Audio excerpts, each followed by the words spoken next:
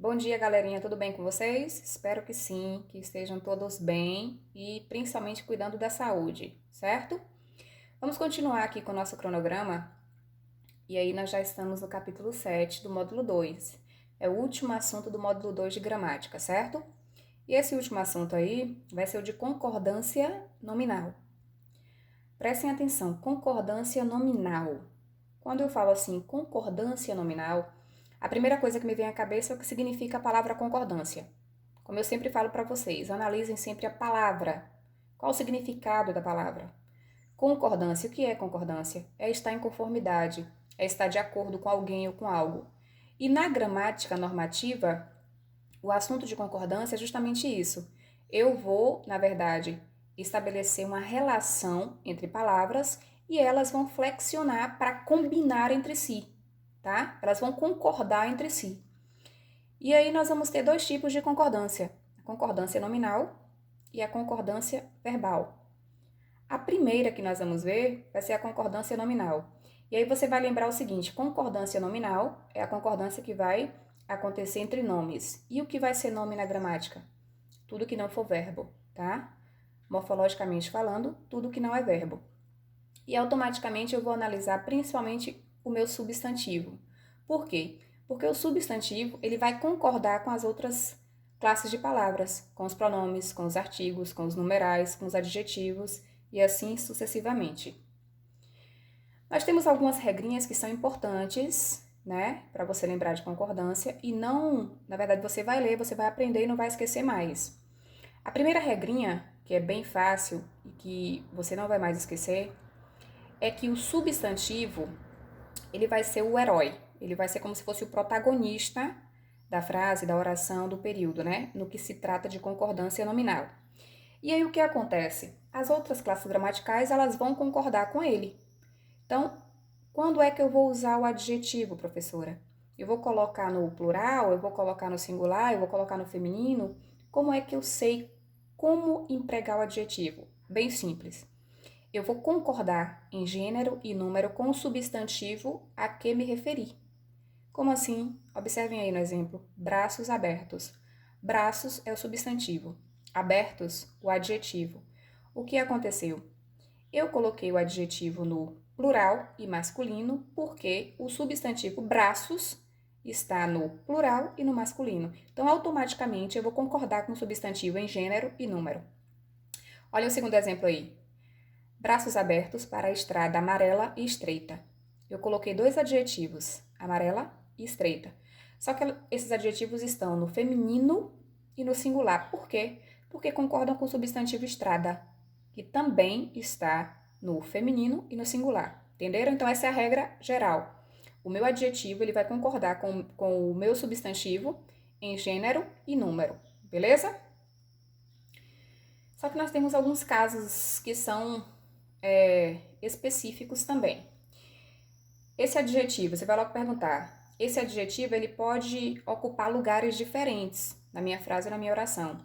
Ele pode vir antes do substantivo ou pode vir depois do substantivo. E aí a regra também ela pode mudar.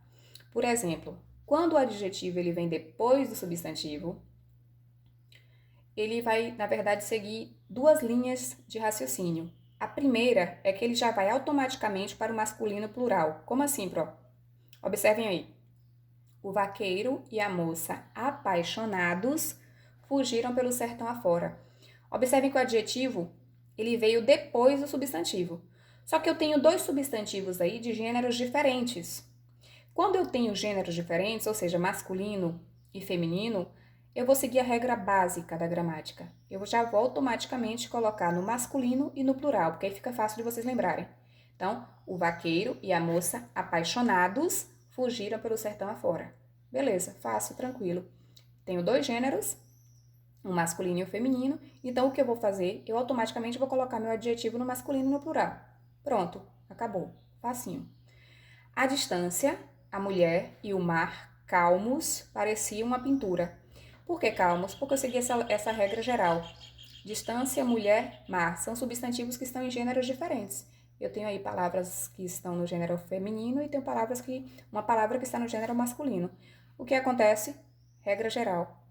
eu vou automaticamente colocar esse meu adjetivo no masculino e plural. Pronto, porque eu não vou esquecer. Se eu tenho gêneros diferentes ou números diferentes, eu já vou automaticamente colocar o meu adjetivo no masculino e plural. Beleza. E se eu não quiser, professora, tem uma outra forma? Tem sim, tem outra forma. Eu posso também concordar com o substantivo mais próximo. A gramática permite isso.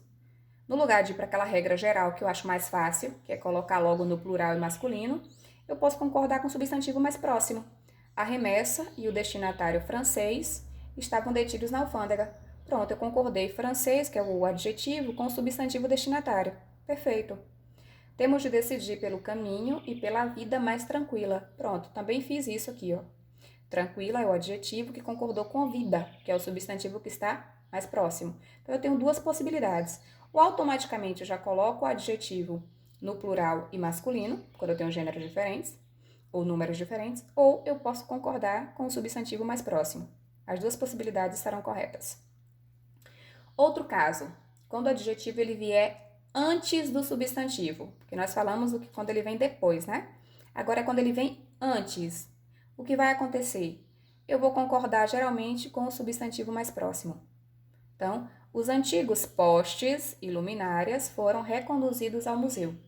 O que eu fiz aqui? Eu concordei o adjetivo antigos com o substantivo postes, que é o mais próximo dele. Então, a regra é fácil, é bem clara, dá para todo mundo entender.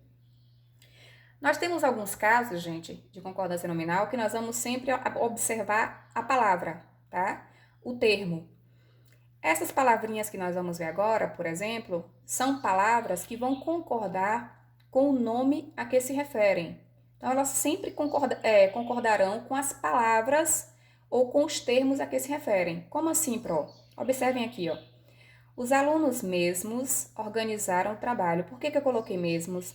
Porque mesmos refere-se ao termo alunos, que está no masculino e no plural, tá? A mesma coisa vai acontecer com próprias, ó. Elas próprias decidiram a questão. Usei próprias porque concorda com o pronome elas, que está no feminino e no plural, certo? Declaro ter recebido inclusa a escritura do imóvel. Por que eu coloquei inclusa? Porque eu estou me referindo à escritura, e escritura é uma palavra que está no feminino e no singular. Anexa ao requerimento, segue a fotografia da carteira de identidade. Observem, o que foi que eu anexei? O que está anexa? A fotografia. A fotografia é uma palavra que está no singular e no feminino, por isso que eu usei anexa. Agora, observem o segundo exemplo. Anexos à página 7 estão os comentários do livro. Por que agora eu mudei e coloquei anexos? Porque eu estou me referindo ao termo comentários, e comentários está no plural e no masculino. Por isso que eu usei anexos e não anexa, tá? As duas palavras aqui, obrigado e obrigada, são bem fáceis. Por quê? Muito simples a regra, e é uma regra de concordância. Obrigado, quem fala é homem, e obrigada, quem fala é mulher. Então, muito obrigado, disse ele, muito obrigada, respondeu ela. Sempre, então, obrigado para homem, obrigada para mulheres. Outro exemplo aqui, ó. As pesquisas inclusas se referem àquele relatório. Por que eu coloquei inclusas? Mais uma vez, aquela regrinha que nós acabamos de ver. Porque eu estou me referindo a pesquisas. E pesquisas é uma palavra que está no feminino e no plural, certo? Então, automaticamente, inclusas concordou com o termo a que se referiu. Pronto, muito simples, bem fácil de lembrar. Agora, existem palavras que elas vão mudar. E elas vão mudar de acordo com a sua classe gramatical. Por exemplo, a palavra bastante e a palavra meio. Então, assim, a palavra bastante e a palavra meio, quando elas forem advérbios, elas são invariáveis, elas não mudam. Como assim advérbio pro? Lembra uma palavrinha que indica circunstância? O advérbio ele vai se referir a um verbo, a um outro advérbio ou a um adjetivo e vai indicar circunstâncias. Circunstância de tempo, de modo, de dúvida, de intensidade, de negação, de afirmação. Então, quando essas palavras elas forem advérbios, elas são invariáveis, elas não mudam. Então, se eu disser para vocês, perguntaram bastante sobre o assunto, é um advérbio. Por quê? Porque, na verdade, se referiu ao verbo e indicou uma circunstância, tá? Então, neste caso, ela não muda, ela é invariável. Se eu disser assim, como na charge, estou meio nervosa, é um advérbio, porque é o estado, é o modo como ela se encontra. Então, se a palavra for um advérbio, ela é invariável. E aí vocês vão me perguntar, e quando é que elas vão mudar? Quando mudar a classe gramatical? A palavra bastante pode aparecer como adjetivo e a palavra meio, ela pode aparecer como numeral fracionário. Aí, neste caso, ela vai mudar. Vai ser meia, porque significa metade, tá? Fizeram bastantes perguntas sobre o assunto. Neste caso aqui, a palavra mudou a classe gramatical, então automaticamente eu vou variar. Eu coloquei a palavra no plural. E observe, meia melancia estava estragada. Eu estou me referindo a metade. Então, quando eu me referir ao numeral fracionário, que significa metade, eu posso variar. A palavra meia ela vai existir em duas circunstâncias, ou quando ela for numeral fracionário, ou quando ela for o substantivo, que vocês utilizam aí para, geralmente, calçar os tênis, né? Então, meia melancia estava estragada. Era meio-dia e meia, porque se representa, na verdade, meia hora. Então, está correto. Quando for advérbio, é invariável, não muda. Quando for adjetivo ou numeral fracionário, você pode mudar, viu? Cuidado que isso aí é uma pegadinha e cai sempre nas provas. Gente, a palavra menos é sempre invariável. Não existe menos, tá? Não existe. Então, na sua classe há menos moças do que rapazes. Pronto, perfeito. As expressões é necessário, é proibido, é bom. Cuidado porque essas expressões elas têm uma pegadinha. Qual é a pegadinha? Se não aparecer um determinante, elas vão ficar invariáveis. Como assim, professora, determinante? Um artigo, um pronome, isso que nós vamos chamar de determinante, uma palavrinha que vai ser um determinante. Se não houver um determinante nas expressões, elas são invariáveis, vão ficar da mesma maneira. É necessário, greve.